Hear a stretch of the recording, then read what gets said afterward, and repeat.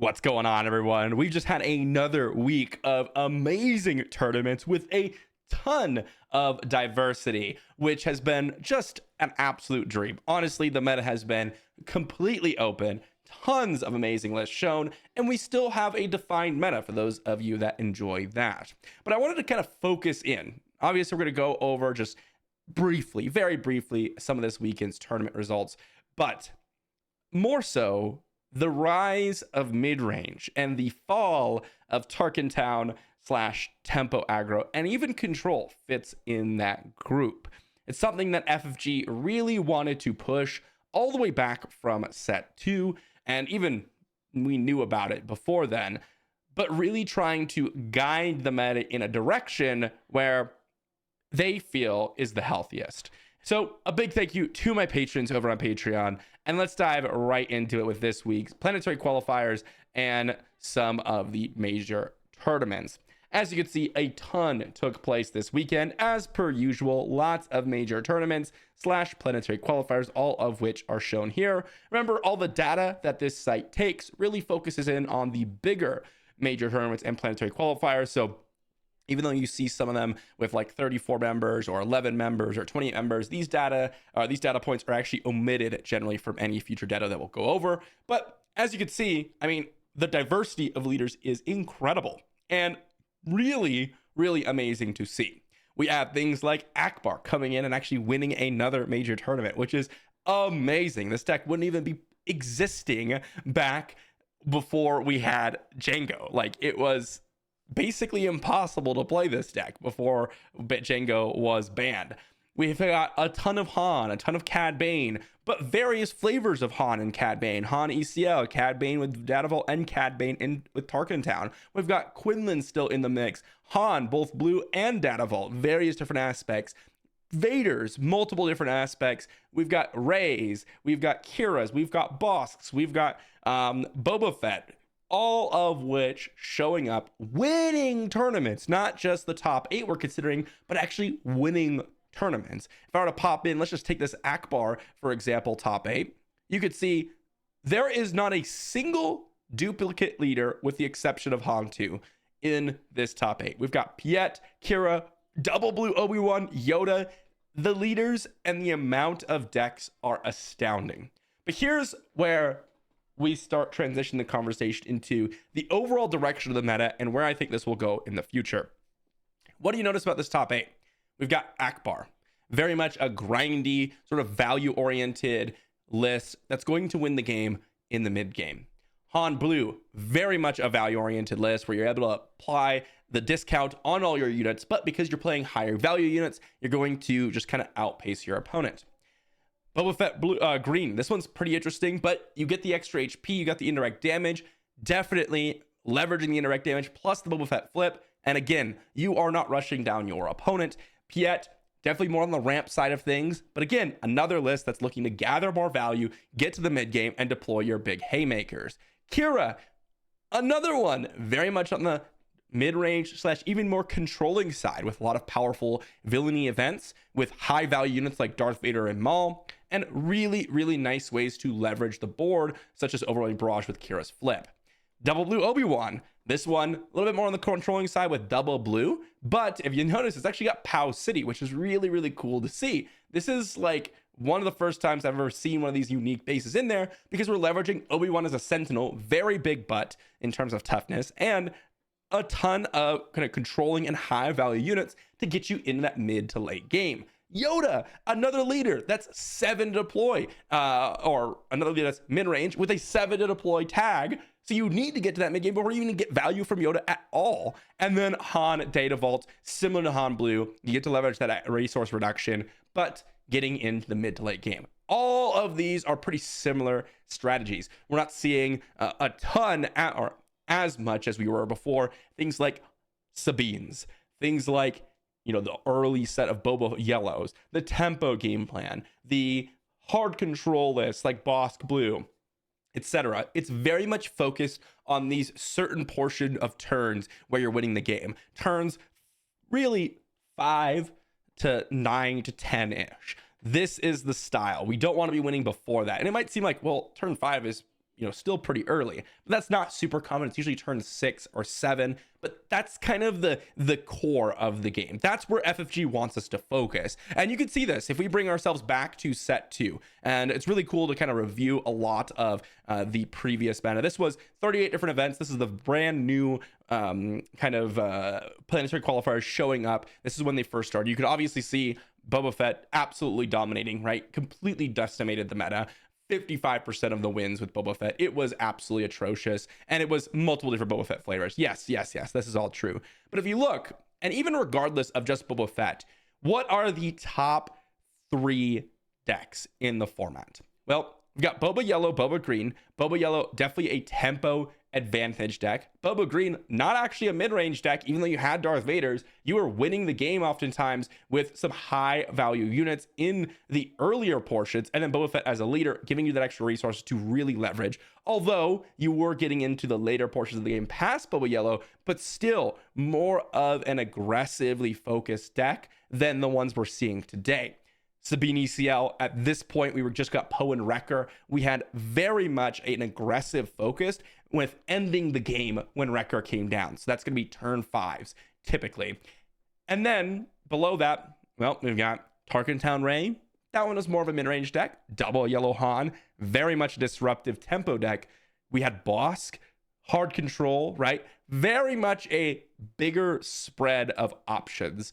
In terms of styles, not leaders necessarily, because as you can see, Boba Fett was dominating, but styles, there were varying differences. And if you were looking at the bases, ECL was very much a top contender, lots of 30 HP bases. But then if you go into the leader costs, it was heavily dominated by earlier deploy leaders, right? Because playing the higher cost leaders was less viable at the time.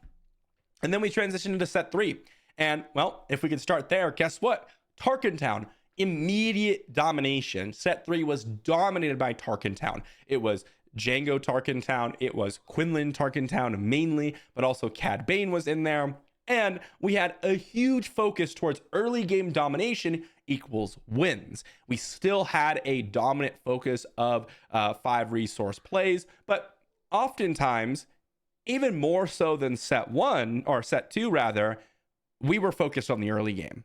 So we transitioned. Set 2, definitely more early game focus than it is in set 4, but definitely had a flavor of mid-range, whereas set 3 was way more early game focused to where that would determine your win.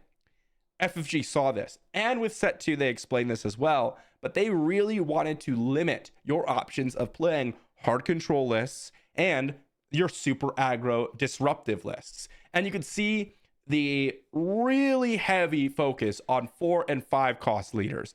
That was the big focus. And it also shows in the top 8s, right? Obviously, we had Han really pushing and dominating the meta in set 3. That was the key. And if you look at the top 3 and even expand it to like the top 4 or 5, we have Double Yellow Han, Jango Red, and Sabine Green, all of which were more aggressively focused. In Han and Jango's case, tempo decks where you're disrupting your opponent, you're preventing them from actually interacting with you by just playing units, getting in damage, and then disrupting their overall strategy, and then just winning the game that way. It wasn't like this value-oriented game where you play a unit, your opponent plays a unit, and you get more value from your unit, either because it trades well or you get extra deploys to the board and you have to soak up a bunch of actions to deal with them, etc. It was very much, hey, I'm preventing you from playing this, or I'm resetting it for temporary advantage, but that temporary advantage is going to allow me to win the game. Quinlan was also up there, and that's kind of what the meta ended up being. And then we move on our way to set 4. And look at that. We are finally transitioning into, well, guess what? The 8 and 7 deploy leaders and the 6 cost leaders are now the dominant force. And guess what? ECL and Tarkin Town are now dominated by Data Vault. Now, if you look back in set 2, the 30 HP bases tended to be a little bit more valuable than ECL. If we look back at set 1, ECL was like the king that was dominated way more than anything else that we had. Of course, we don't have much data from that because there weren't planetary qualifiers going on at the time. But here, there's a clear transition into, well, a little bit less consistency because of the extra cards in my deck, but I want the extra HP because the games are going to be going longer. The games are going to be going longer. The HP is useful, and the extra HP actually makes it more difficult for the more aggro focused decks to actually compete. And that's the key. The downside of the extra 10 cards on deck doesn't actually matter a whole lot. And then we can see, okay, so what are the top leaders slash winners, leaders in the bases slash in the top 8? Well, in terms of winners, well, guess what? We've got Kira, we've got Rey, we've got Sabine, Vader, and Palpatine. And technically, these are all kind of tied together. We have Palpatine, Han 2, Han Green. Again, that's a symptom of just being a very diverse meta in terms of leaders. Well, guess what? Kira, Rey, Palpatine, and Han are all mid-range focused decks. These are all value generators getting to the late game. In Kira's case, you have that, as I said, one-sided board wipe with overrunning barrage. You got a lot of powerful removal. Rey, you have the restoring aspect of her leader deploy, and then you're going to get to the later game with things like Luke's to leverage. You've got Palpatine, where he's an 8 to deploy leader. That's where you swing the game. You deploy him, you steal a unit. That's where you get into a really good position. And then, of course, we spoke about Data Vault Han getting that resource count reduction. Vader even kind of goes into that category of a little bit more mid-range focus, but more disruptive. And although it wasn't quite like Kira or Rey, for example, where it's mid-range focused, it's also not as, well, early game focused as the old tempo decks used to be, like Double Yellow Han or even Boba Green, which were more on leveraging the early game, and in Boba's case is back when he was not banned, getting extra resources. But Vader is winning the game when Vader comes down, which is 6 deploy, another turn to wait. And oftentimes even the turn after that with big old units getting a large board and then kind of outvaluing our opponent that way. In terms of leader and base combination in top 8, well, we could see a little bit more evenly spread in terms of, well, Quinlan is your tempo deck. You have Sabine, which is definitely more aggro focused. But even outside that, as I said, we have the Vaders, we have the Han Greens, which is definitely more mid-range focused in terms of ramping a little bit, getting you some value with home ones and things like that. We've got Cad Bane Target Town, which, well, yes, it's got Target Town, but it leverages that to get into the mid to late game and continuously have the value pings coming down with all the Underworld cards. So if we look at this in its entirety, and even if we were to combine Anakin together, he would take this 5th place spot in terms of how many leaders or how many actual showings of Anakin there were, all of which definitely slowly going more and more and more towards that mid-range style. And that was the goal. That is the goal of FFG. They spoke a lot about how, hey, we see your hard controls. We see the Vader blues and the Bosk blues of set 1s and set 2s. And guess what? We don't really like that. We don't like your opponent feeling like they can't do anything, which is also a little bit, side note, odd when you're comparing hard control lists to tempo decks, because to be honest, like the Double Yellow Hans of the world, or even things like No Good to Me Dead, to me feel more frustrating than the actual hard removal options, because it's on the board, you just can't do anything for a couple turns and they just win the game. Although the reverse point of that is, and this is partially why FFG doesn't like it, hard control lists don't win the game quickly. So you're not out of it quickly. You are still battling it back because there might be this slight, 5% chance to win, but the energy it takes to win just isn't worth it, at least in terms of most people's opinion, right? And of course, you have to worry about time slots and whether you're going to go to time with hard control lists. So FFG was like, hey, we're going to try to get rid of that. That's where we don't want the meta to be. At the same token, we don't want the things like Double Red Kylo to be in the game either.